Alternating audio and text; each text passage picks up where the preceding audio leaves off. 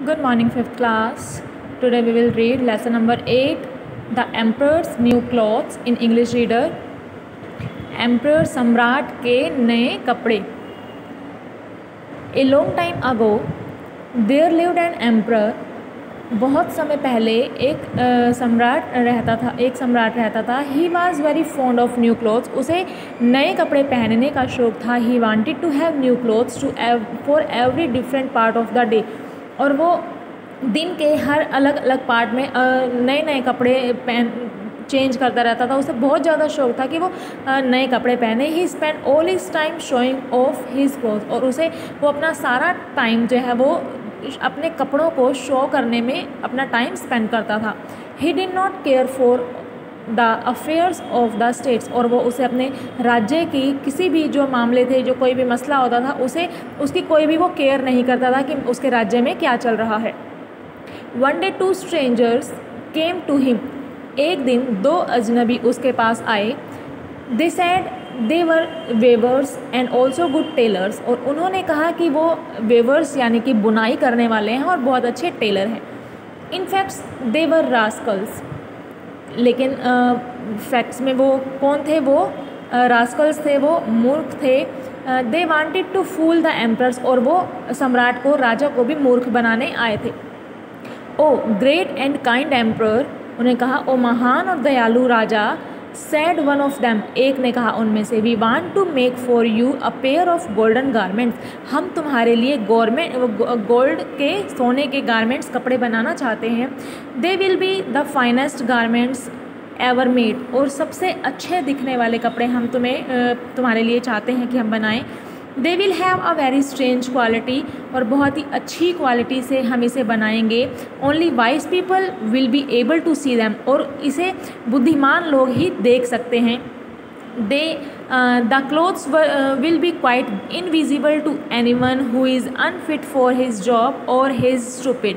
और कोई भी इसे मूर्ख लोग जो है वो इसे नहीं देख सकते. ये इनविजिबल रहेंगे. जो बुद्धिमान होगा वो ही इसे देख सकेगा.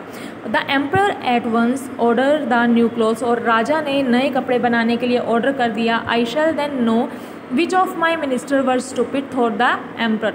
और अब सम्राट ने ये सोचा कि मेरे लिए आप नए कपड़े बनाओ और मैं भी देखना चाहता हूँ कि मेरा कौन सा मिनिस्टर जो है, मेरे मंत्री जो हैं वो कौन से स्टूपिड हैं, कौन से मेरे मंत्री मूर्ख हैं. Sir said the other rascals, I will take us about a month to make these garments. और उन्होंने कहा, एक जो रास्कल था उनमें से एक ने कहा कि इसे बनाने में 1 मंथ लग जाएगा. First we shall weave the clothes. हम सबसे पहले कपड़े को बुनाई करेंगे. It will be woven from pure gold thread. और इसके लिए हमें गोल्ड के, सोने के धागे चाहिए होंगे. Will you please give us the gold thread. क्या आप हमें गोल्ड के थ्रेड लाकर मतलब दे सकते हैं?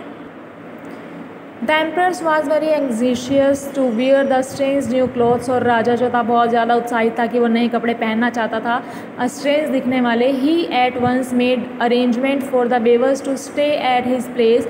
और उन्होंने जो बुनाई करने वाले जो 2 लोग थे उनका अरेंजमेंट अपने ही राज्य में, अपने ही जगह पर उसने करवा दिया. Give them as much gold thread as they want. और जितना वो चाहते थे उससे अधिक उन्होंने गोल्ड के थ्रेड मंगवा कर दे दिए राजा से. Sent the emperor to his old minister. राजा ने, जो सम्राट ने, अपने ओल्ड मिनिस्टर जो उनके मंत्री थे उससे कहा, also give them the best food to eat and best wine to drink. और उसने कहा कि वो अच्छे से अच्छा खाना आप इन्हें खिलाओ और अच्छे से अच्छे वाइन इन्हें आप ड्रिंक करवाए. The rascal took the large quality of good thread. और जो रास्कल से उन्होंने बहुत ही लार्ज क्वालिटी के, मतलब अच्छी क्वालिटी के उन्होंने गोल्ड थ्रेड मंगवाए. All day they pretended to be weaving the clothes. और वो पूरा दिन यही प्रिटेंड करते थे, यही दिखावा करते थे कि वो कपड़े की बुनाई कर रहे हैं. Each time they left the place they stole away some gold thread with them. और जिस टाइम वो जाते थे तो वो गोल्ड के थ्रेड अपने साथ लेकर जाते थे. और every day they asked for more and more of gold thread. और जैसे जैसे दिन बीतते गए हर दिन वो और ज़्यादा धागे मंगवाते थे. At last they said that they had finish the weaving, और एक दिन आखिर में उन्होंने ये कहा कि उनकी बुनाई ख़त्म हो गई है। All the thread had disappeared, और सारा जो धागा था वो भी गायब हो चुका था। दे प्रिटेंडेड टू कट एंड स्यू, और वो ये प्रिटेंड कर रहे थे कि अब वो उसे कट कर रहे हैं और इसे सील रहे हैं।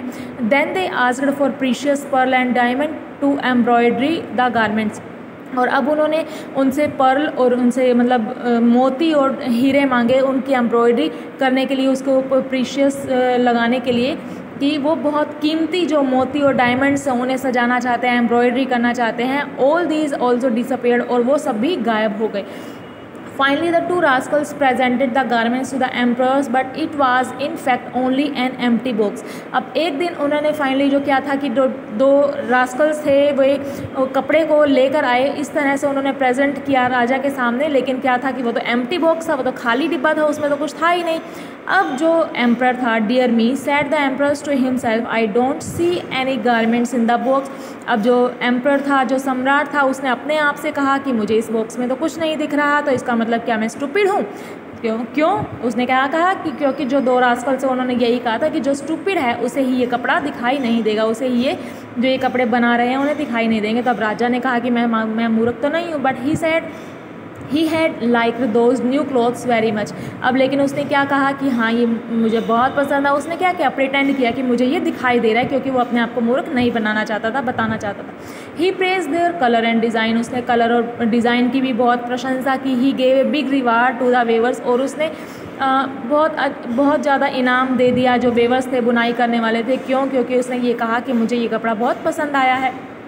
The emperor showed the box to his old minister and the other man of his court, और अब उसने एम्पर ने जो बॉक्स था वो अपने सभी मंत्रियों को दिखाया, और जो कोर्ट में जितने भी लोग थे उनको दिखाया। नो बडी सा एनीथिंग द बॉक्स, किसी को भी बॉक्स में कुछ नहीं दिखाई दे रहा था। इट वॉज ऑल एम्प्टी, क्योंकि वो बिल्कुल खाली था। But who would like to be called stupid, but अपने आप को मूर्ख कहलाना कौन चाहता है। So everybody praise the new clothes, तो सभी ने उन नए कपड़ों की प्रशंसा की। The two rascals took the empress to his dressing room, अब जो दो रास्कल्स थे वे उसे ड्रेसिंग रूम में लेकर गए राजा को। They pretended as if they were helping the empress to wear his new clothes, और उन्होंने इस तरह से प्रिटेंड किया, इस तरह से दिखाया कि वो राजा की कपड़े पहनने में हेल्प कर रहे हैं। But there were no clothes at all, लेकिन कहीं पर भी कपड़े थे ही नहीं। They simply moved their hands in the air, लेकिन वो अपने हाथों को हवा में ही लहरा रहे थे, हिला रहे थे। How smart your majesty looks in these new clothes, और उन्होंने said one of the rascal, उनमें से एक रास्कल ने राजा से कहा कि तुम सचमुच इन नए कपड़ों में कितने स्मार्ट लग रहे हो। Yes they are as light as gossamer said the emperor, और राजा ने कहा कि यहाँ सचमुच ये बहुत ही ज़्यादा हल्के हैं।